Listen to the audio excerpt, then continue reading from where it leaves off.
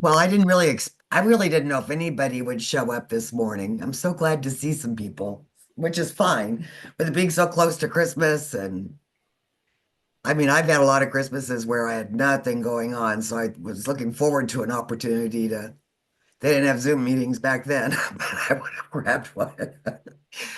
But now, Clay, you and Cindy, you guys were both with us most of the meeting last time, but my mind's gone a different direction with a little bit more focus on this review process that's coming up. Oh. But do you guys have any questions before I just start rambling? What is the review process? Okay, here we go. In January, National is putting out a new form, Lorraine, a new Heard about application. that. Okay. In fact, I'm going to pull up something right now. Let's just look at this. Um, they have got a form that they've released in draft that they want us to use when we go to review applications. Now, I've asked Clay and Cindy if they would do a review of one that I'm working on right now. So they've seen this, but I'm very desirous of sharing it with you, Lorraine. Let me pull up. It's got a lot of problems, but we're going to play with it because they know that it's got problems and they're working on fixing it. So here's the form that they want us to fill out when we review somebody else's work on an application. And boy, I was talking really good just a second ago. Um, every application is supposed to have two reviewers. I encourage all of us to embrace the opportunity. There is no better way to learn than to review somebody else's work. And Clay is my go-to as far as my own education. Um, I've been reviewing applications that she's put together for a couple of years now, and her and I are both better at it because we've collaborated in that review, meaning she's done all the research, she's put together the application, and then when I've looked at it, that's when the collaboration starts. Well, we did it just to make sure we knew what we were doing, and now they're making it a process for everybody. Not that they knew what we were doing. I'm just really glad that we're ahead of the game. When A lot of when I, when I become registered, excuse me, Susan Dobbs and I are going to be co-registers. So we're two people working together from the beginning. Although Lauren, we're the blind leading the blind at this point. that's great though, because that way you will have questions that she will not have, and vice versa. And if you guys go and research it and come up with an answer and talk about it, and then go, we still don't get it, then you'll know to go give me a call or reach out Yeah. for other help. Um, wow, what a good way to learn. You can't learn any better than when you have to teach. You know, even if it's sharing information with a friend, you still have Yeah. to share it and you have to learn it and understand it enough to volley in conversation. So here's the form they want us to fill out. Now, the way that Clay and I've done it, and now we are both supporting our registrar. Neither Clay or I are the registrar. And our registrar is wonderful. So many registrars get ownership issues. You know, they don't want to let go. And ours is not like that. She's all about the teamwork. So we are going to be ahead of the curve on that mental mindset that she has established in our chapter. But what we have done is we process everything electronically, meaning not the electronic apps. I'm still not in favor of those, but I know they're coming. Um, but we'll go ahead and fill out the application. Clay and I like to do all of our underlining in red on the computer. For me, it just makes a straighter line. And then we just save everything electronically and then send it to one another in a digital format. So we don't have a lot of I think that that would be a lot easier way. That's just because I'm so used to it than having to meet to pass papers around. And Oh, okay. what they're looking at here is that on this draft, the first thing they've got Laureen, is ensure all 4 pages are printed on acid-free paper in a legal-sized format. I cannot tell you that I have ever seen Clay's application, except for I'm the regent of our chapter. So when it comes to me through the registrar, I'm like, oh, this is what Clay did. So I, in my review process, I never see the paper. So a lot Now, of, I'm nervous about that because my printer isn't that good, but Susan's is, and you know, I have to work on my printer, getting to familiarize myself with it. It's so weird. They we're on a program where they send us ink. You just can't go to the store and buy ink. It's really annoying. I'm the treasurer for my church, and they do that, and the secretary and the pastor are screaming, stop. Yeah. As a matter of fact, they got rid of both of their printers and went to a laser printer not because of that, just because the volume had increased so much that they couldn't keep up with it with the Maybe I should ink say. packs. Okay, one of the things that we do need to be cognizant of is that the application forms in the past. Now, when I say application forms, this is if we're doing our own supplementals or we're doing an application to help a prospective member, it doesn't matter. An application forms rules are an applications forms rules. It used to be that they would send it back, and I've had that happen to me if we signed our signatures in anything but black ink. Okay, now they're saying it has to be blue ink. Oh my gosh. I'm doing the course right now in supplementals and it says black ink. Well, this is all new, Lori. Yeah. I kind of like the blue ink idea because that lets you know you're looking at an original instead of a photocopy of it, which I guess whatever. It's But easy again, to do it the other way. I mean, you can get a photocopy of blue I ink, green ink, red ink, whatever you want. you're absolutely right. Yeah. I guess they don't want red or purple. I also I thought they had made about a year or 2 years ago that you didn't have to use the acid-free paper. Okay, what has happened with that, Clay, and that is confusing, and thank you for asking. Um, the change is that it used to have to be acid-free and 25% rag. And the only way you would be able to tell that is if there was a watermark on it because it was specialty paper. Everybody had about a year and a half ago, people were going into a frenzy. Nobody could find it, including the DAR store. They just kind of stopped making it like that. Hmm. So now what they're saying is it still has to be acid free, but it doesn't have to be 25% rag. Okay. Okay. Okay, And so it can't be recycled. right, that's really the difference right there, Laureen, is that everything that is recycled is not acid free.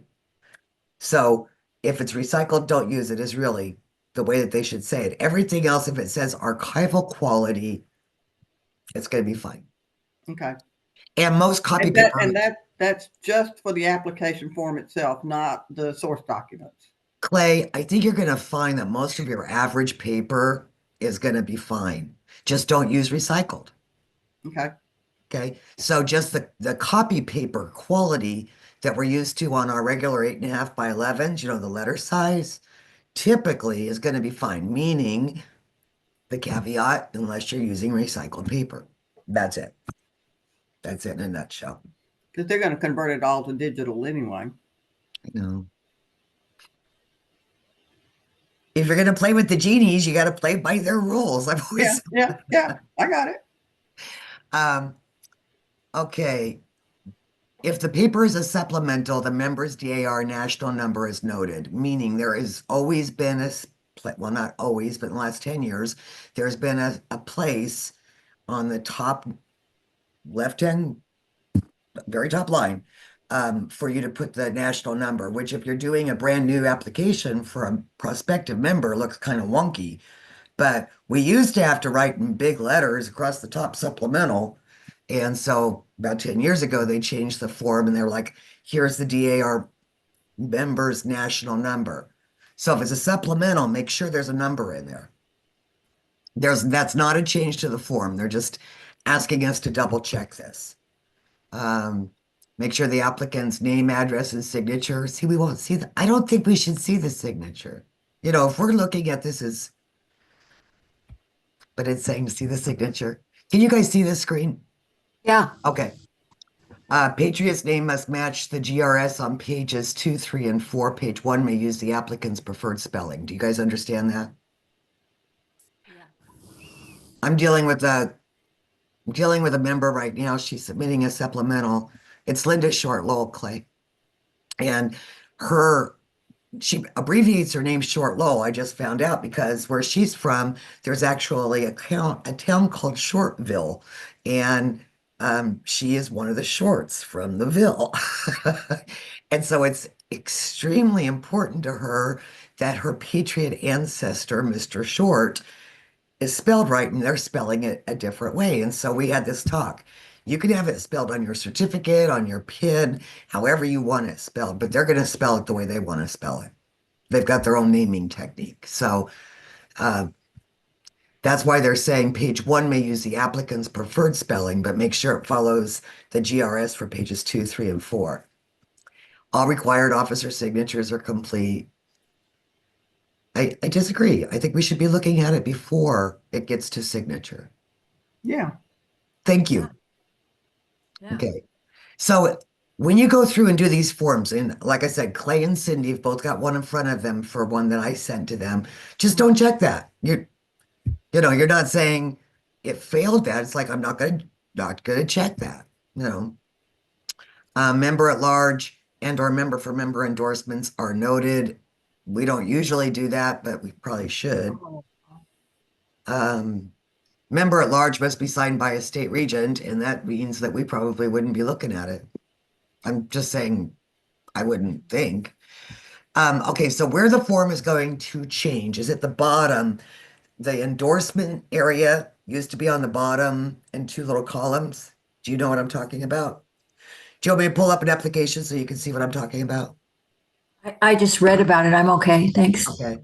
And so there's going to be the small endorsements. They're going to shrink those down because there are still chapters that use that way, that's what they do, is you have to be endorsed by members of the chapter before you can join. The majority of them aren't, but because they've left that. And then below that, from what I understand, there's going to be these columns for who has reviewed this form. Now, you're not going to sign it. It's just going to have that member's name and that member's national number on it.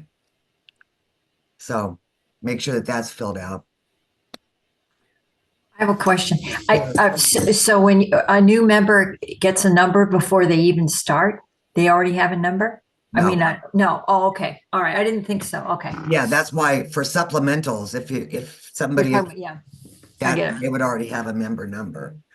What I was just saying, Lorraine, is if on the bottom where it says reviewed by, those would already be members that are reviewing the forms and their numbers need to be on there. Yes. And then again, here's another one. Um, chapter registrar and chapter treasurer should agree on fees and dues to submit. Unless you're the registrar or the treasurer, I don't know that you need to be involved in that. I'm not trying to tear this form apart. I'm just giving you my opinion on things to kind of soften the blow that how am I going to do this? Oh my goodness, this is impossible. Yes, it is. Do what you can. It's just an exercise. It is not a form that is submitted with the application. However, we are supposed to give it to the registrar after we review an application and let them know that it has been looked at. Okay. I think they're missing a lot, but we'll go through this. Confirm each person listed in generations 1 through 3 has complete dates and places of birth and death. I really used to get hung up on this complete dates and places.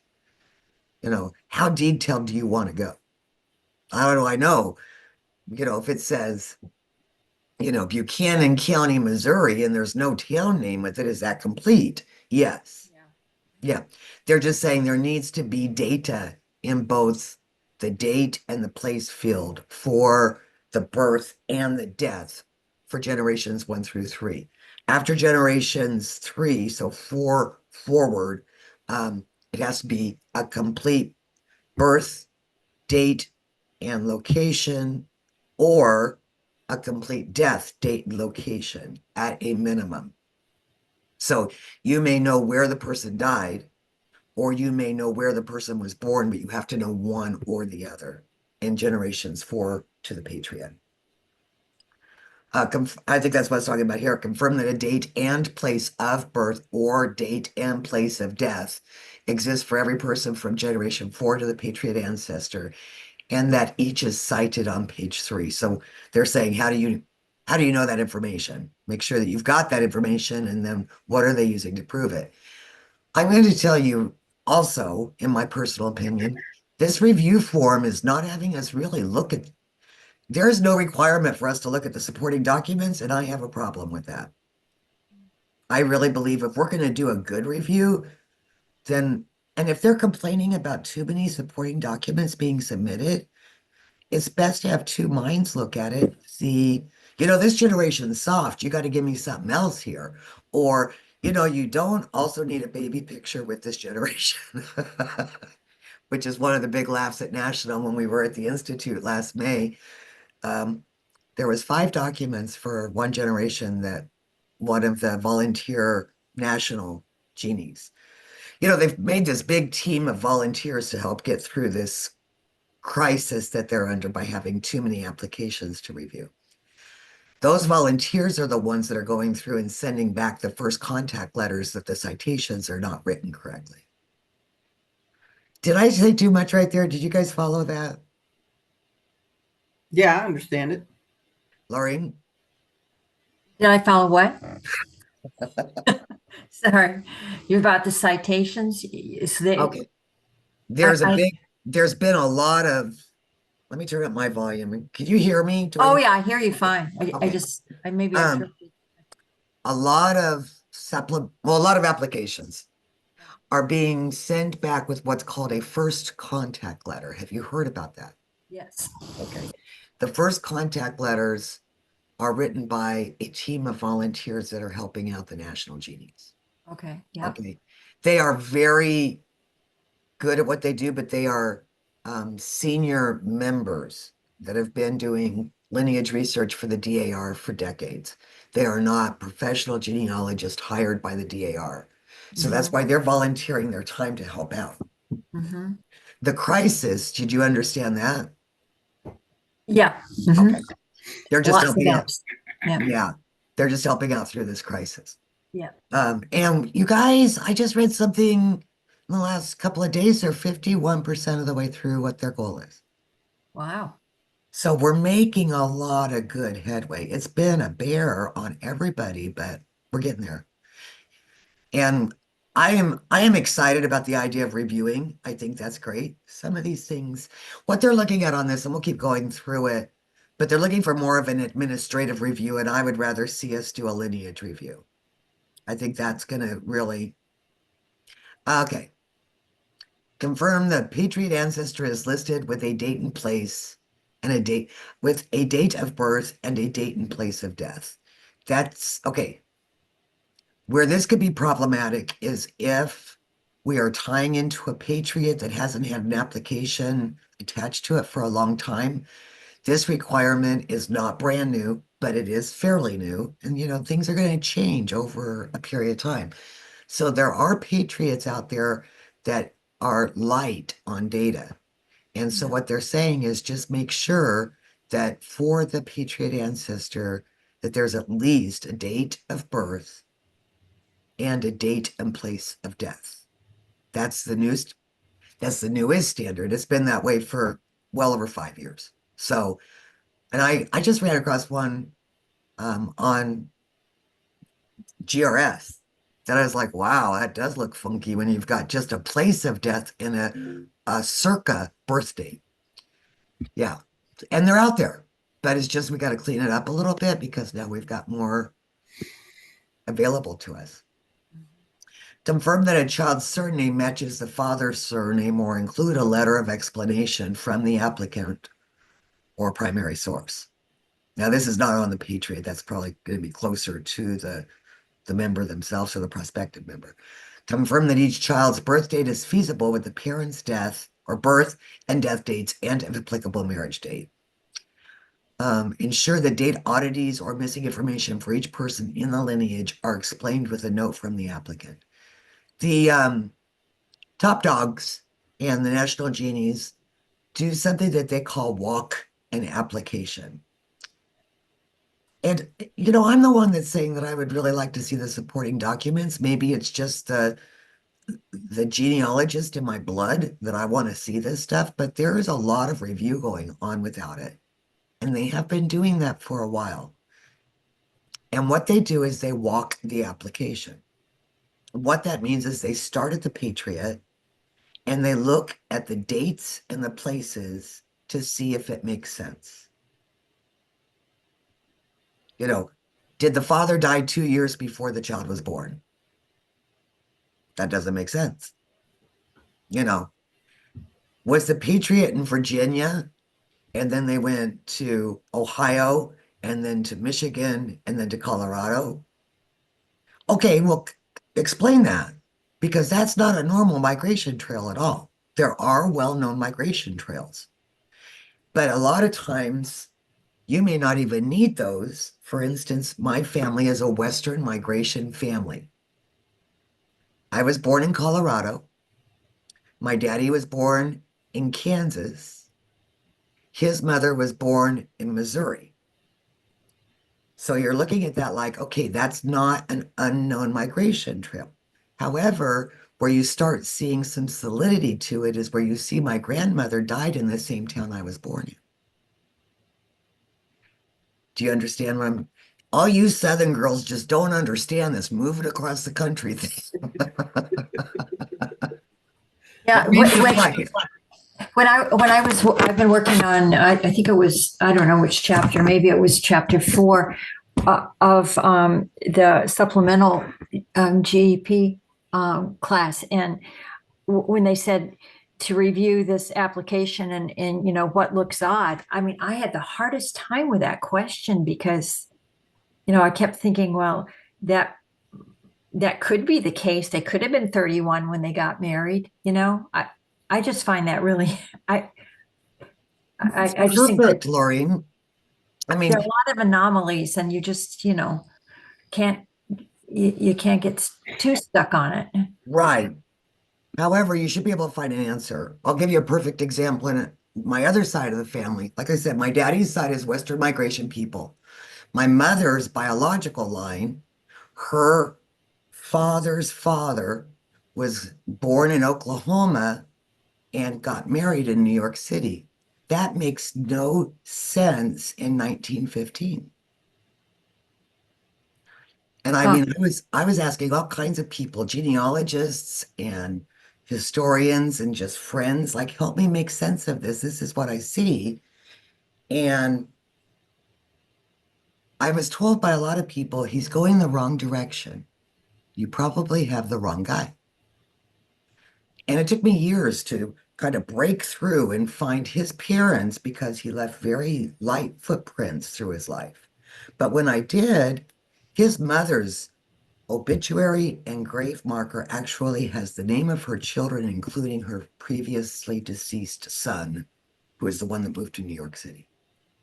So once I got there, for whatever reason, he did. So that happens. But again, you're going to find more connections and you got to prove it for an application. We Yeah. got to try to stay as light as we can on the supporting documents. However, not so light that we leave them with any question. Yeah. Well, in my family genealogy, there's one side just does not believe that one great great great grandmother is actually the mother of my third great grandfather because she would have been 41 when he was born. Well, that's possible, It's but they very say possible. it's not. And they say, oh no, everybody had babies when they were young back then. But I mean, that's crazy. About when, help me with a little bit more of a time frame. When did he pass away ish? Um, oh, about 6 years after the War of 1812, I Oh, think. okay. Then it wouldn't work.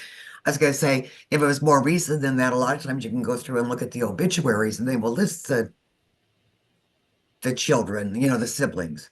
Well, But I even when I found a will, they still think, and he was oh, listed in the will, they still think, oh no, but this can't be.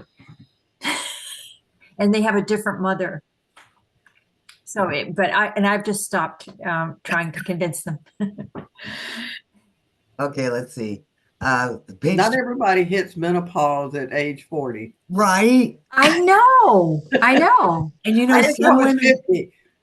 some Yeah, I women mean, get I think married at, maybe 50 is more the norm. Yeah.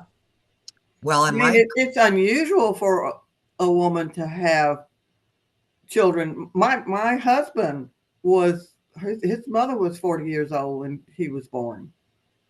Well, my there you go. grandmother was Well, so 14. this third great grandfather was the 10th child, so he was definitely the last, but this his mother, who I believe was his mother, was a stagecoach driver, so she was pretty not reckless, but just a pioneer in lots of ways. That's amazing. She was probably very healthy.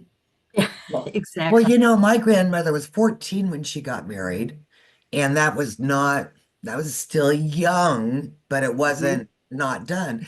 But they didn't have any children until she was 16. That's Uh, unusual. yeah. Yeah. Wow. I've got my reasons for speculating some issues that were going on. I don't think her daddy was a very nice guy, and I think she found a safe place, so. Mhm. Yeah. Hmm.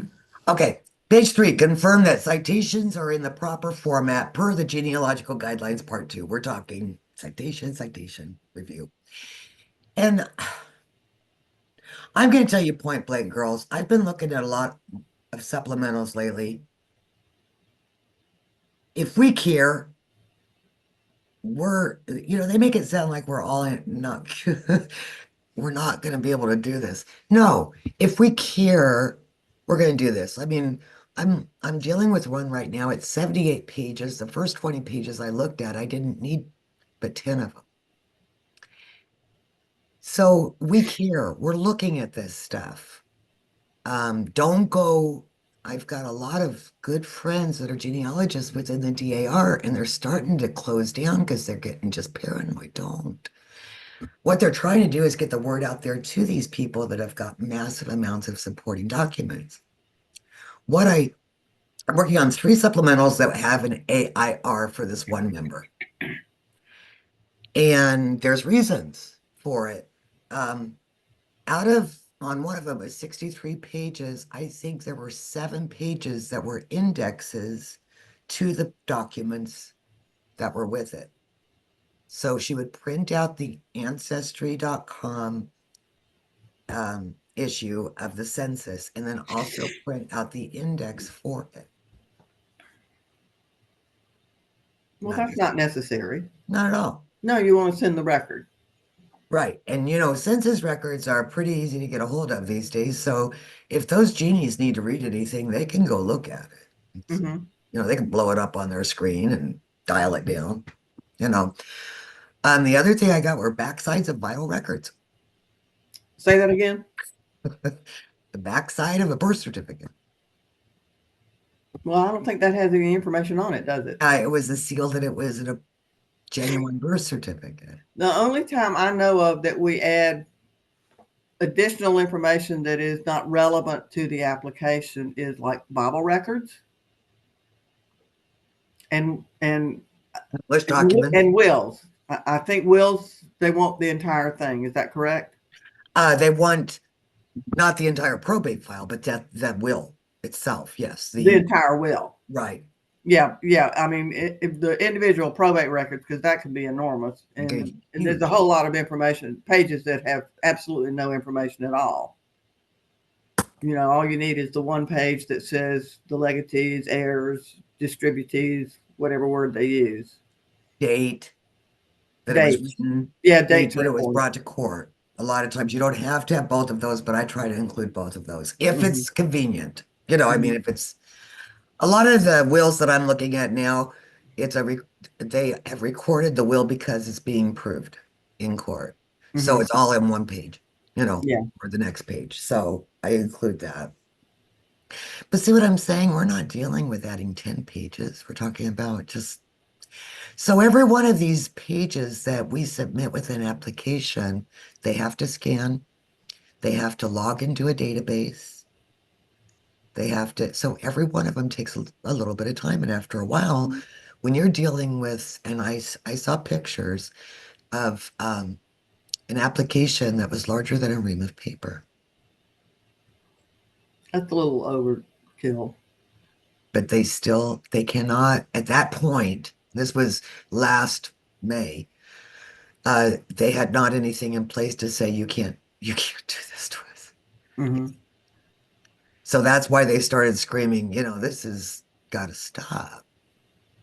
Um, and not that particular one, but I started to say, and I distracted myself, but the volunteer genealogist that was speaking at the Institute, she said that she was entering into the database all the stuff, all the supporting documents. And she said sometimes she couldn't get through some of these applications in a day when they were really huge.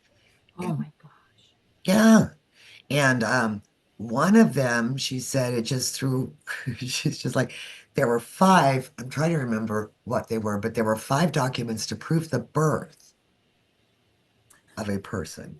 Okay, so we know that if you've got a will, if you've got a good death certificate, it's going to have the date and of birth Yeah. and at least the state of birth usually, and also death. And so that's good. You got it all right there. It's all you need for that one person. Well, this person had a death certificate, but they also wanted to prove the birth. So they had the birth certificate, they had the hospital certificate, they had the blessing certificate at the church, I guess, when the child was christened, and there's five of them, and I don't remember what one of them was, but one of them was a picture of the baby. Yeah. But when we research for ourselves, we want to find every document we can find. Right. But for the application, if you have one piece of paper that answers all the questions, that's all you need, You're absolutely right? right. Like, Hmm. yes, And that's for the first three generations as well? it's for all No, of them. All. all of them. All of them, yeah. All of them. If you can find Okay. one document, So that's a change because I remember when I joined back about 20 years ago, there were I had to have two, I think, or three, I don't know. I think my But when I just to join the DAR, I think the registrar wanted uh, the three vitals. oh, Where yeah, I was required to get all three documents. yeah, but now we don't. they'll just take a death certificate. Like I said, if I've got so the guy that moved from Oklahoma to New York City, I was just talking about, he died at the YMCA on New Year's Eve in 1926. And so his death certificate showed that he was about 40. Nobody knew his parents, didn't know where he was born. Hmm. You know, that's not a good death certificate. No, That's not going to give no, you, no. Yeah, Then yeah, yeah, yeah, but that's not a complete death that's certificate. not, yeah. no. But So, it gives you that, so you have to have other things to go with it. right, Clay. And No two applications are the same. absolutely. However, anymore, especially, you get into, our current vital records are getting really good as far as having a good death certificate. Usually you've got everything you need right there, the date of birth, the date of death, the location of birth, the location of death. Sometimes parents' names, sometimes mother's maiden name, and their locations of birth. And that just really helps a lot when you get a lot of Hmm. those. Yeah. And I've seen them even back in the 1940s be that complete. So, you know, if you got that, you're golden.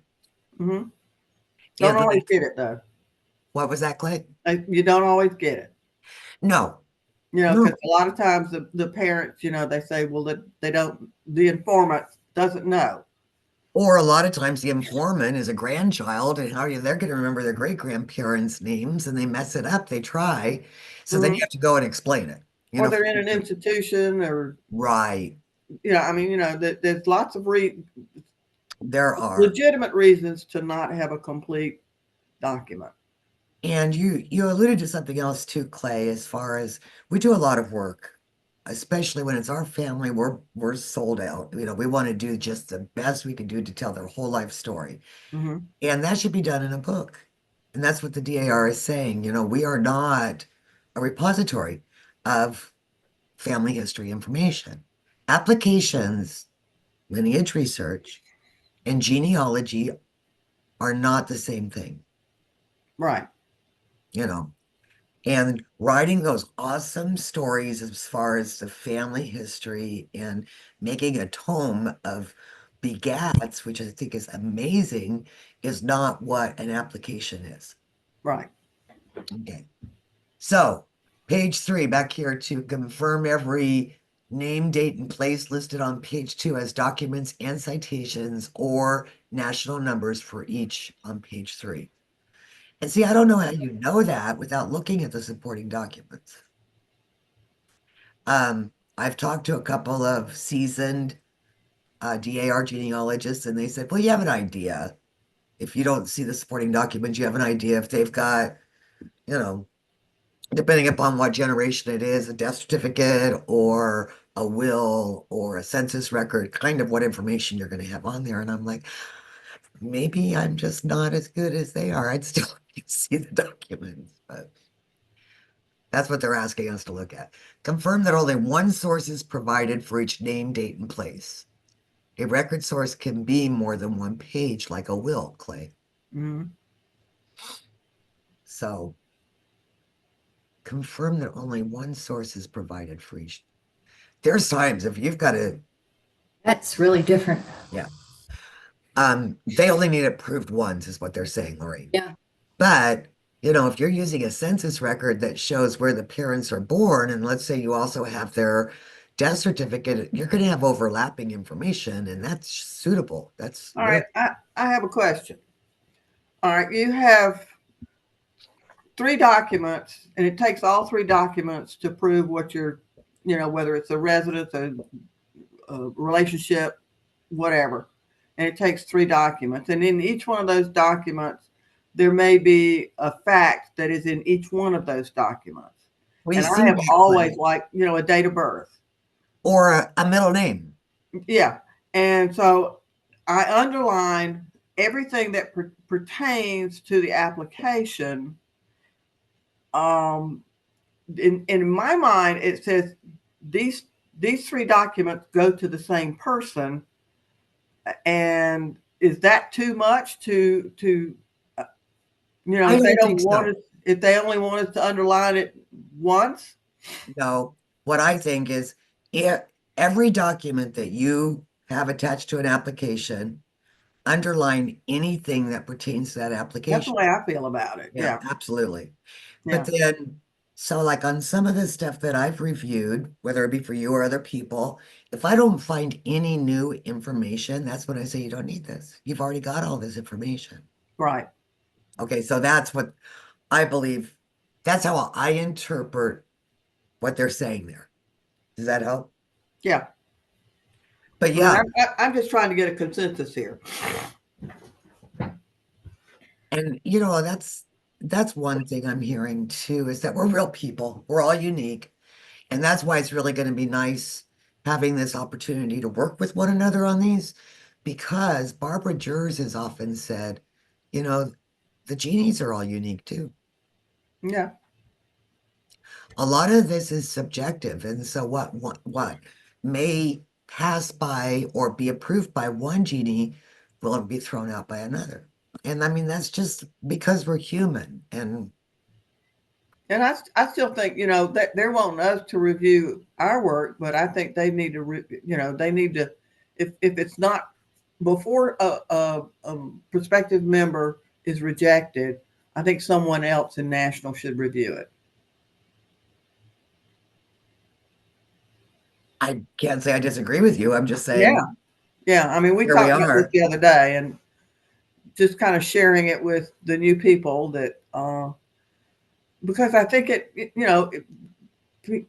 people look at things differently. Yeah. Before we reject somebody, let somebody else review it.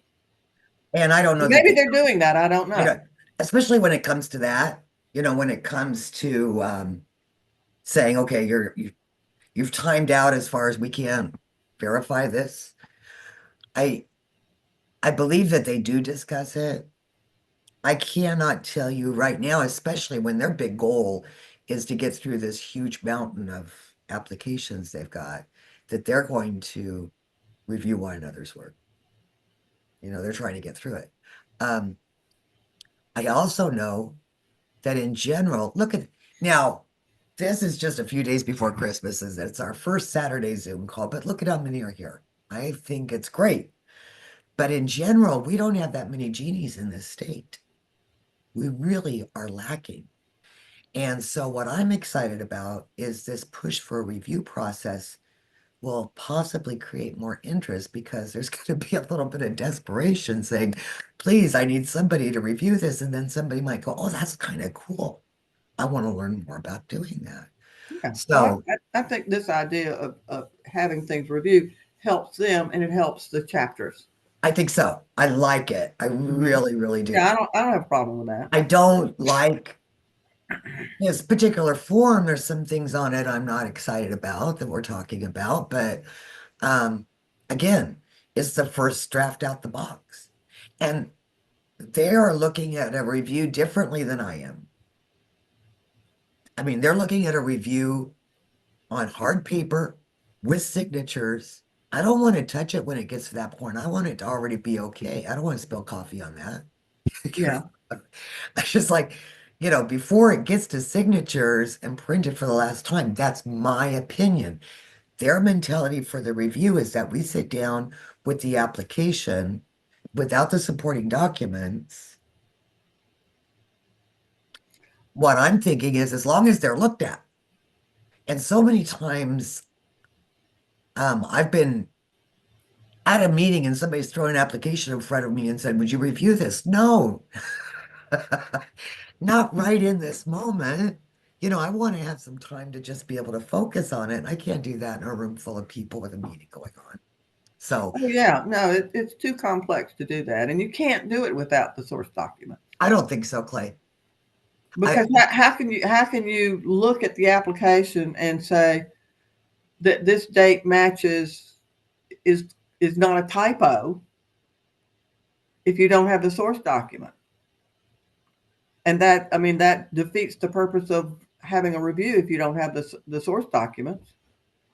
I think they've got some really good points on this list. So please don't think that I'm trying to throw it under the bus. I I think, mean, again, it's a great idea. you and I both, when we share a review, we send the ancestry stuff, and I go through and look at everything, and I even look to see if there is better information or I mean, I do a more research when I look at somebody else's application to see that I agree with it. Clay, let me Because ask you. I mean, I know the genies are not going to do that, but let's keep each other's No, back. they do that. They do that. Do they? They do that. Um, a lot of times, if you look at a verified application, you'll see all kinds of notes that the genie has written on it where they've gone out and done more research to prove things. Yes. Mm-hmm. So that's perfect. I have a question. Yeah. Clay, when you were talking about underlining, so do you underline in red, like on the documents, like the birth date and the death date, or remember Yes, when you do? And and I do it all. I do it all in a Word document. I cut and paste the images. I adjust the images to make them clear. I get rid of extra ink that doesn't need to be printed. Because when you look at some of the ancestry documents, it's maybe 30% black ink on it, yeah, and I adjust the pictures on that. If it needs to be more legible, I make it more legible. okay, I transcribe if it's not legible. On the census records, when I first started doing it, I was told to submit the entire record, yeah, and I don't really submit the entire record anymore. I submit the header and the family group, and then I transcribe that. Um, I do my underlining because if you type it, you can do underline and make your underline red. Keeps it really clean. So If you're underlining the transcription or the actual document? both, Both. Okay. yeah. Okay. Thank you. If the image is crooked, I'll straighten it out. And this is all. And if you want to do a workshop on that, Susan, I'll do that. There's so many different applications you can use depending upon what I'm dealing with. I've used Photoshop, I've used Adobe Acrobat, I've used, um, Paintbrush, I've used Word. Of course, all of those. All of them can be very nice tools. What I like is getting them into a one PDF. After I've gone ahead and doctored them up, I will take everything typically out of Word, but sometimes out of JPEGs and convert them to PDFs, and then I can just zip it all together as far as one. Yeah, yeah, that's basically what I do. I mean, I put it in a Word document because I can edit that very easily, and then I'll save it as a PDF. And then if I have to make any changes, I go to the Word document, make the changes, and save it back to the PDF. Now I don't, on my PDF, and I've got the full version, so I don't know if you would need that, I think, but okay, so the supplemental doc applications that I've been working on for this AIR that this member had, she did have the page numbers on the very bottom, and that was nice. I I don't, thought I do that when I'm doing when I'm going through it because it keeps me straight. she actually Um, had the generation number on the bottom left and then the page number on the bottom right.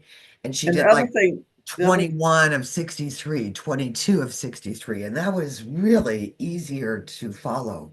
It was nice. I think that's an excellent idea, and because I have been doing that, but I have erased it after or removed it before I printed it. Yeah, I think you But and I have talked about that, and I've told you don't do that, and so I'm wrong. yeah. Yeah. So and then the other thing, in the box where we put, all right, this document has Gen 3, Gen 4, and Gen 5. I I put if it's Gen 3, I'll put Gen 3 and then additional generations in this same document, and then I put 4 and 5 or whatever it is. If it may be 4 and it maybe have 3 and 5 in it. Do that again. What? In the little box that we put on the back, and I used to always do where we would type in the generations that are in the document. I put in the like it's if it's a death record, it applies to say the prospective member or the parents of the prospective member. So it's a death certificate for their parents. So it's going to have her grandparents on it, and if she's got a birth certificate, it's going to have the prospective member on it. So if it the document belongs to Gen 2, but it refers to Gen 3. I don't think that that's what they want. Hang on, let me pull that up on the genealogical guidelines because I think, other than census record, um, you're only supposed to put down the generation that it's applicable to. So, like the generation of a person's will would be that person, not all of the people that are listed in Well, the will. that's what I'm saying. This is my organizational method. Okay, well, So for the generation I put the generation that it belongs in, and but it may refer to. I mean, a will could refer to a child and a parent. that's what I'm saying. We should only put down the wills So originator, I not. put Gen 1, Gen whatever number, Gen, let's call it just Gen 5. So Gen 5 is the person who wrote the will, and that person names a child and a parent. So I do another line that says additional generations of 3 and 4, and it keeps my mind straight as to where that document goes.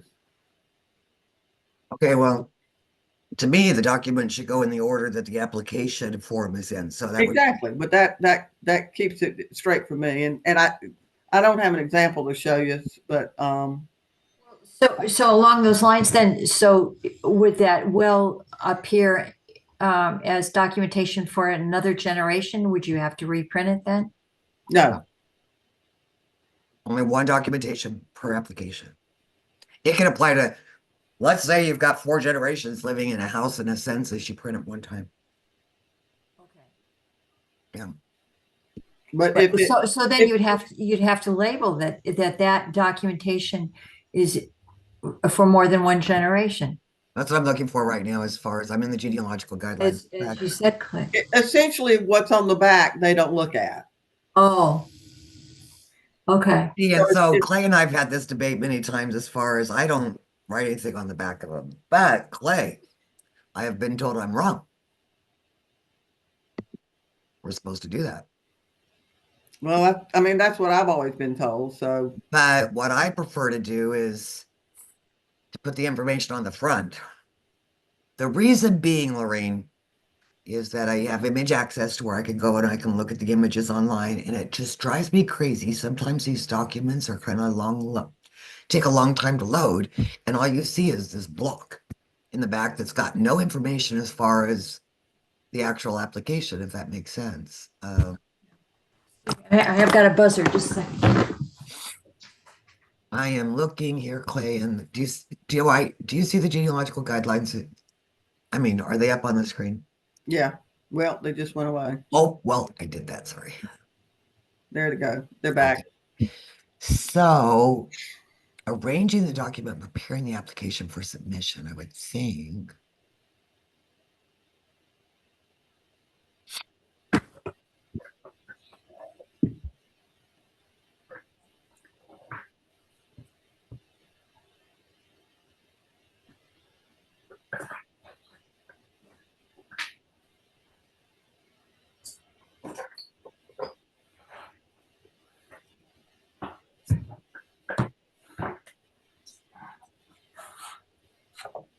See, there's all kinds of stuff here too that we should be looking at as far as making sure that,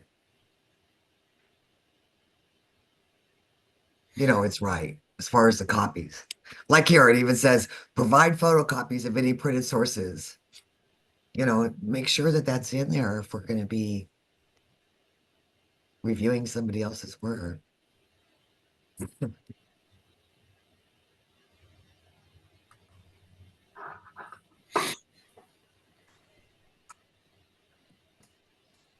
The application must be 4 pages in length. Okay, that's that legal sized application. All pages may be printed on separate sheets of approved paper, or pages 1 and 2 may be printed back to back. Wow, I did not know that. And pages 3 and 4 may be printed back to back. Did you know that, Clay? No, I did not. I'll I don't like never say that. that. Printing on all 4 pages separately is encouraged in case a new page is required to be submitted. If printing back to back, ensure both pages are legible without ink bleed through. Handwritten notes are not permitted on pages 2, 3, and 4. One copy of the application is to be prepared. The applicant or member must sign her own application. Officers signing an application must be current officers, and they will send it back. Lorraine, you need to know that. Wait, say that again. Okay, you say you're gonna be working with Black pen. What? Mine you're gonna says be what? you're gonna be working with Susan as a co-registrar, Yeah, right? right. Okay. I don't believe that your chapter can have 2 registrars. No, we can't. I don't know which one of us is going to So be the whoever is formal. labeled as the registrar has to sign it as the registrar. They Right. will send it back. Yeah, we know that, but Oh, thank you for clarifying. sure. So it says all, I'm looking at my Mhm. guidelines. It says all signatures must be inscribed with black ink pen. And that will change when the new form comes out. Okay. And they will be making an update to this too. But yes, right now. And I'm really kind of surprised they're giving us such a short grace period. It's like the form's gonna come out on like the 3rd of January and we have until the 5th of February before then they won't accept the old one anymore. So how will we know what's changed in the guidelines? Will they tell us? So like, I've printed all this out. I mean, that's a hard thing to do. And then, how many pages are going to be incorrect? That's why okay, so here do you see I've got the guidelines up now instead of the review Yeah, form? right. And right now, and I'm taking the one I'm online, and it says that it was updated June 2024. That's probably what I've They, printed out. they are always updating it. Yeah. I So I I don't do a paper copy. I oh, I just keep it on my screen and go back and forth. And every time I write a citation, I go back and look to see what the current oh my standards are. I had to look. I do have a current copy printed out, but Lorraine, I print it out about once a year, and there'll be updates. And I'm looking here. I think if you scroll through, and I want to go back to what we were looking at instead of continuing to get sidetracked, but I believe that it's in, there we go. Nope, that's not it. I believe it's in red font. The current changes will be in red, but that means you have to scroll through the whole thing. Well, that's okay. Yeah, but that would be helpful. The other thing is you can do it if you read it from online. You can do a search for the words that you're looking for, Right. Okay. and then Oh, here it we will. go. Here's an example. Um, they, at one time, we actually had to go back through, let's say we had a death certificate, we had to go look on Ancestry and see if we could find it. I was really like, wait a minute. I've owned, Oh, I heard. Yeah, yeah, I've owned this copy of this death certificate yeah. for 15 years. I don't know why now that Ancestry's bought this database that they get credit for it. So in June of 2024, they changed it. They said you can simply cite, birth certificate, marriage record, etc. for vital records like that. But these are all examples on how to cite. So you don't have to say that it's from ancestor. I thought I read something where if you have a birth certificate or death certificate, you inherited or whatever, Right. but if it's online, you have to say that it's online. Okay, so what they used to do is if you had that old birth certificate or Yeah, whatever, you used to have to go look and see if it was online, and that yeah. made me angry. It's like, so But they now we don't. we don't. However, if in our research we actually find it online and we didn't order it, Yeah. we were not aware of it in another fashion, then if you look here on the screen, like here's a marriage record and they obtained it by going to archive.wvculture.org, which is a wonderful, wonderful website for West Virginia marriage records. So another one they've got here is here's Indiana birth certificates 1907 to 1940 on Ancestry. But do you see they're saying any of these are now acceptable? You don't have to Okay. go. You don't have to go and see. If it's Really? online.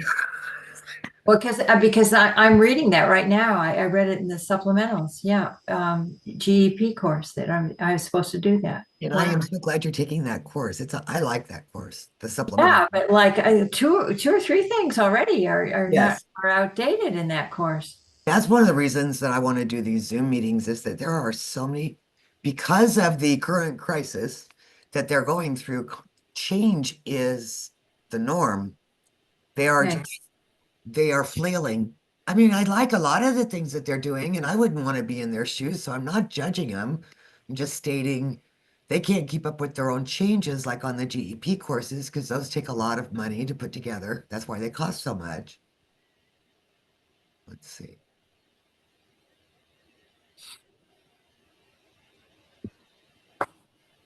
Yeah, they should be less expensive. I would have taken this years ago, but then I thought I don't want to pay this amount of money, but now the chapter's paying for it. So Oh, nice. That yeah. So I okay. said, So oh boy. here's another change, and this is the one talking about the paper. A new member application or member supplemental using the DAR application software must be printed on 20, 22, or 24-pound acid-free, non-recycled legal size paper. But it doesn't say why that's changed is it's not the rag paper, the 25% rag anymore. They used to have stuff in there about the watermark and all kinds of stuff, and it's all gone. So I am going to research the block on the back of supporting documents. I try to keep up with the doc, the Daughters Online community. And just recently, they got really loud about this block. And like I said, um, Clay knows that I've been a stickler against it, but now they're saying that they really want it. So we need to get again. They haven't sent anything back because it didn't have it. So don't go getting all freaked out. Well, the initial reason for it being there is if the papers got separated. Yeah, if the file clerk dropped them on the way to the desk, is Yeah, I'm sure that probably happened, and it might have been multiple applications, and I can imagine that being a pretty big mess. yeah. I will look into that though. Just not seeing it here. It used to be. And I'll send you guys a page number that it's on. That way you could go ahead and look at it. Let's just get through the rest of this review page or form.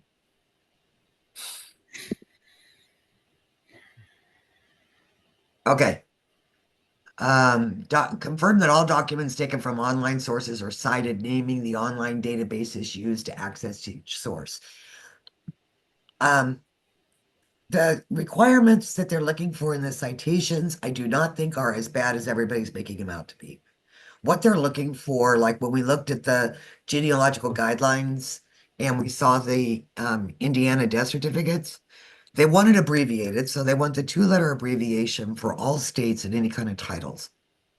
But then they're looking for what is the title of the database, including the years that it covers, and who published that database. Really, when it comes to a lot of people are kind of freaking out, like, how do we know how to do this? And I'm seeing this repetition when it comes to finding things online that's the way they want it. So I don't like it like that. I would rather be able to say, well, this is part of, this is page 63 on marriage book B for Collin County, Texas, but that's not the way they want it. They want it according to, now, if it's a family history library film, they have a little bit of different way they want it. Lorraine, you look a little confused. I can send you a, Yeah, I'm not sure of all the differences there. I'm trying to picture it, but taken from online sources or cited naming the online databases, you would say like Ancestry. Yeah. well, it's more than just ancestry. So Yeah. Or yeah, let's family say search. Indiana death certificates 1903 to 1997 is a Yeah. database that's on Ancestry. That's all they want for the citation. I would rather cite the actual certificate number, but that's not what they want. They want to be able to find it online in the Yeah. fastest way possible. And so if the internet crashes, we'll never be able to find this stuff. Okay, page 4. Check that papers with new Patriots ancestors include residence and source citations, which if you're adding to a known Patriot, they will. If you're doing the build-in app. Check that all papers list Patriot service and source citations if you're doing a new Patriot. Check the papers with an established Patriot list the ancestor number. Confirm that a service description and source of service are listed. If you're doing build an app and it doesn't have the description or source of service listed, that means even if it's a known ancestor or Patriot, you have to go back through and reprove it because it was accepted long ago. So if children of the Patriot are listed, be sure there is documentation to prove the information cited above the children's names. Yeah. I think they're talking about, since they're on page 4, when it lists all of the children that are known, it says you don't have to prove that. So I wish they would just take that off of there if the Patriot died during the war, ensure that the service description includes a date for the service. And again, most of those are going to be if we're tying into an existing Patriot already be taken care of. Okay. Do not allow submission. I don't know how we can control it unless it's for our own. Unless if all required signatures have not been added. So the chapter registrar and for a supplemental, it would be we still have to have the registrar sign it, but we don't have to have the regent sign it. For a new member, we have to have the regent sign it. The proper payment is not attached. I don't think that we're going to have as a reviewer any kind of eye on that. There is excess documentation, and that's where you have to lovingly tell your sister, this is not a good deal. Let's go through this and see what we can weed out. The submission is not on acid-free paper printed in the required legal-sized format. They're talking about just the application. And like we just saw, it just has to be on non-recycled paper, and it needs to be legal size. For supplementals, a chapter registrar must verify an applicant does not already have 6 or more pending supplementals. So you guys understand that one? I know Clay does. Do you still have some in the burner, Clay, waiting? Yeah, I've got a stack waiting. Then they'll have to be redone, but that's okay.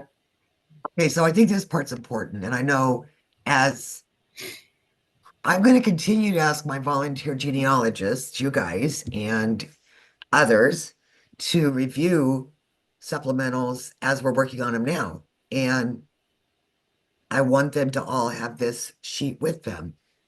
And it just states, I acknowledge that this DAR application supplemental contains confidential information not to be used for any purpose outside of this review.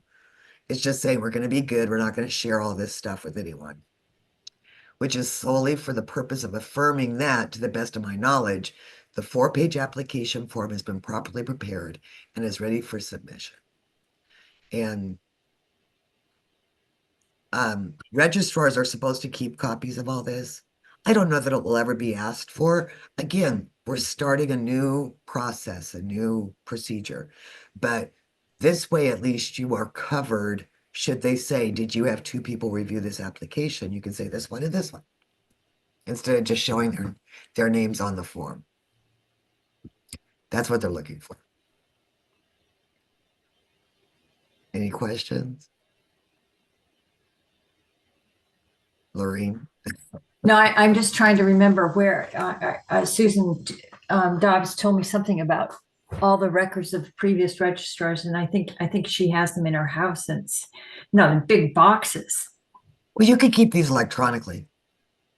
What I'm saying is, if they give it to you in paper, scan it and keep an electronic copy. You don't have to have a paper copy. You know, Okay. and I would say this is not a legal document. If it says reviewer signature, just have them type in their name. I mean, it's still in this form. They need to have something on there to say, I have looked at confidential information and I will behave. Really is what it is. And let's see, reviewer signature, Patriot ancestor, applicant date. I would like to see the member number on there because we got to transfer that to the application form. But it's so easy to be critical of somebody else's ideas. Again, I like this. But do you understand what I'm saying? They're looking for a lot of administrative review more than lineage review. I I think the lineage review is very important.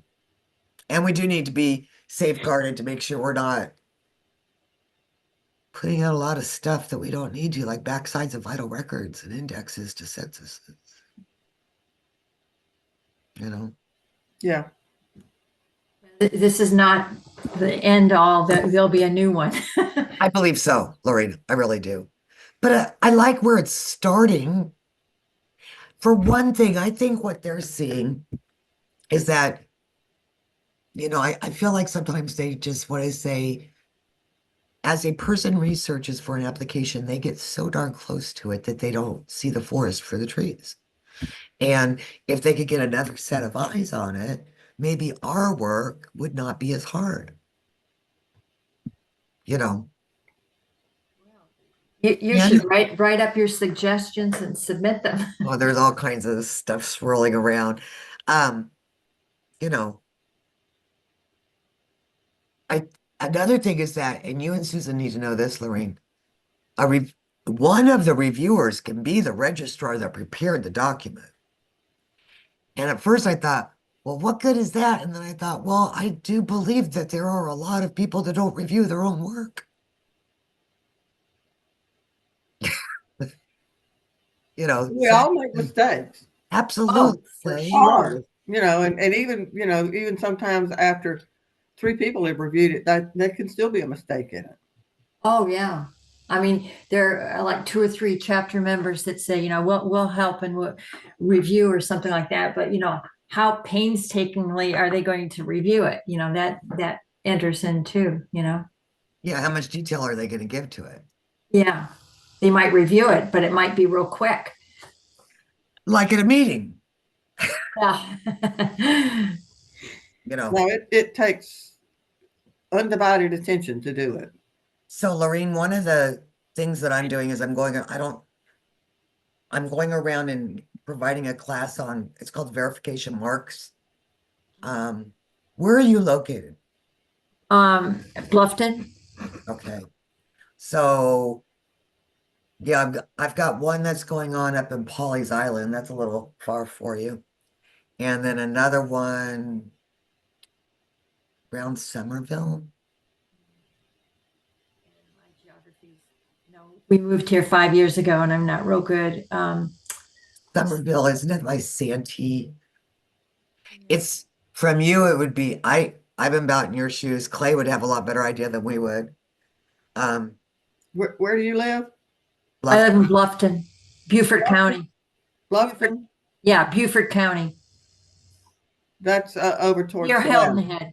Yeah. Sorry, Hilton Head. Yeah. who's your district director, Lorraine?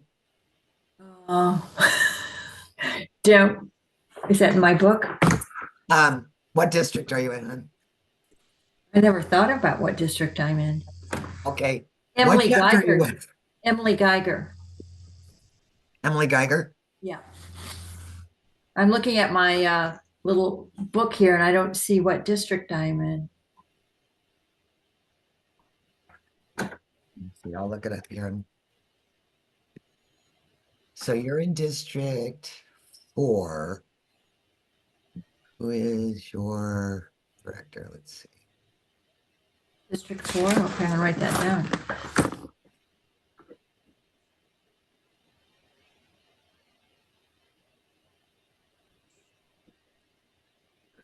Oh, Gail Newton is your district director.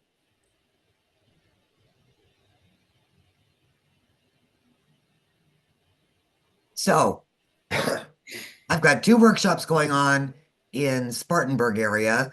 I've got 2 workshops going on in Murrells Inlet, Pawleys Island area up north along the seacoast. And then we're working on one in Somerville. Now, Clay, that's the workshop that we had here in Aiken. Hmm. Um, what did you think of it? Be honest. You're talking about the last one that we did? Verification marks where we, Yeah, yeah, that was very insightful. okay. And It was a lot harder than I thought it would be. oh, interesting. Yeah. Lorraine, what we did My, is, my biggest problem was being able to see the source documents what do you mean? because, like, they printed the entire census record on the whole page. And of course, without having any magnification, it was difficult to read. And so, of course, the National Genies would be able to pull it up and look at it Right, online. right. But So what happened? that's one reason why I do so much transcribing. So, Lorraine, what this was, and what I'm taking around the state is I've got several. I was the registrar of our chapter before I was the regent. And so I've got several applications that I built for new members. And I've asked them if I could use their applications for training. Okay, so I actually give about 20 minutes of a talk and I explain what the National Genies do. They have a certain shorthand that they use And they've been doing it for so long, it's just what they use.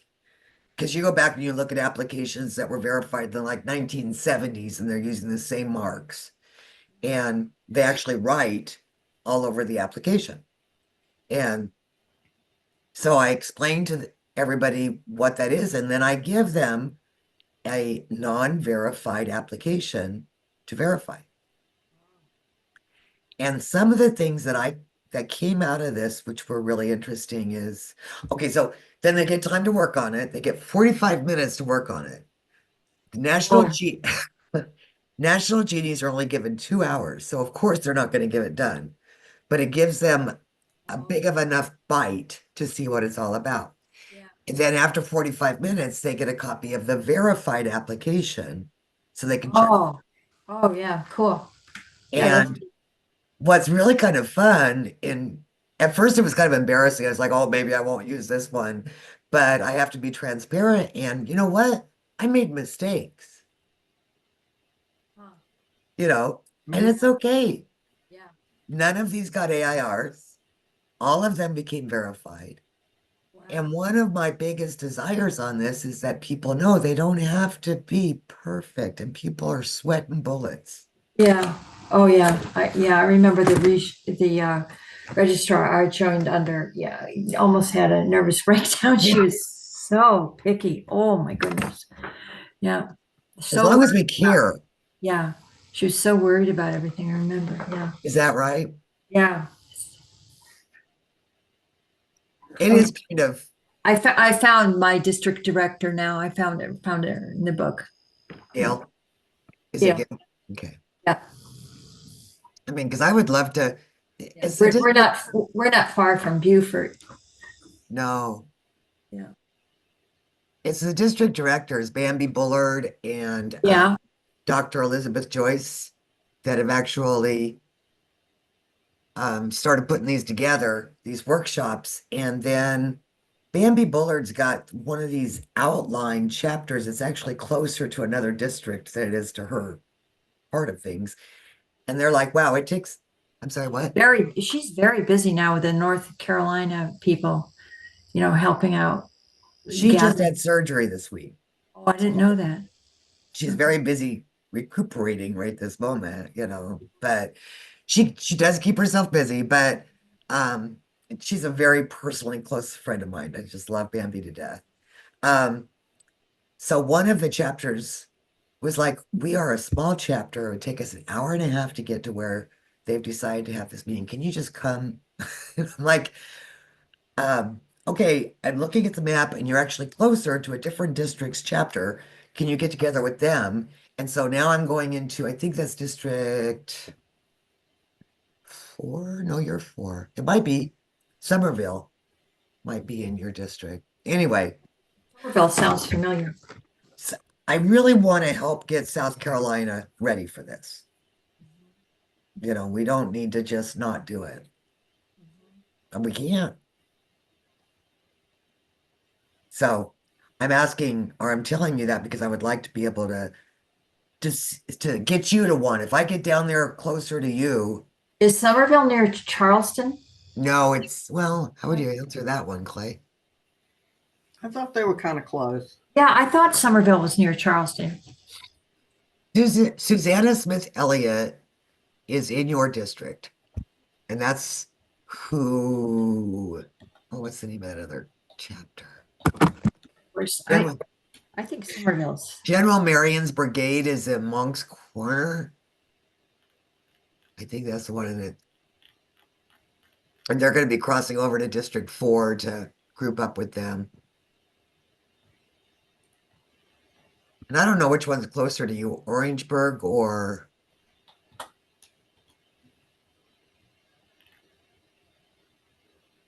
I'm looking at all the chapters in your district. Or Somerville. How far is Somerville from you? Hang on. You're in Bluffton, right? Yeah. All right, Somerville is halfway between Charleston and it's a long way from Orangeburg. It's closer to Charleston, significantly. It's It's just Yeah. outside of Charleston. Yeah, because I think we had a doctor's appointment and it was in Somerville and we thought it was Charleston, but it was real close. Yeah. It's north of Charleston. Okay. Yeah, so I think we could do Somerville. okay. I would try to get Susan to come with me. Wow, it shows it's 2.5 hours. No, an hour and 58 minutes to Somerville. Yeah. Yeah, looking at the map, probably it's easier to go up to Walterboro and then go to Somerville. Okay.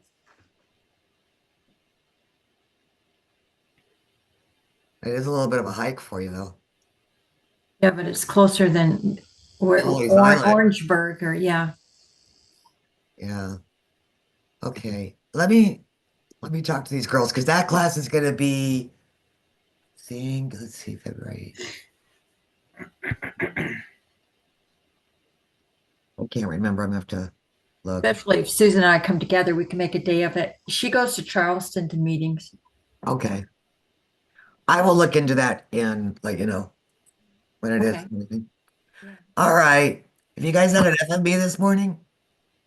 Sorry? Have you had enough of me this morning? I've got to get back to my coursework. I want to finish it before Christmas. Thank you for taking that. Yeah, Yeah, yeah. I just want to be ready for whatever comes our way. well, Lorraine, don't hesitate to ask questions. I've got a lot of girls that are throwing text messages at me or giving me a quick phone call, and that it's part of my job, man, as far as getting training out through the Thank you. state. So Thank you. I don't mind. And we're all willing to help. That's wonderful to know. Yeah. It really is. Yeah. Thank you. All right. Well, you guys have a Merry Christmas and a Happy New Year. And I'm so glad you came this morning. Thank you. Okay. Thank you so much. Appreciate it. All Bye right. all. Bye. Goodbye. Bye, Cindy. She's already gone. Bye. Bye.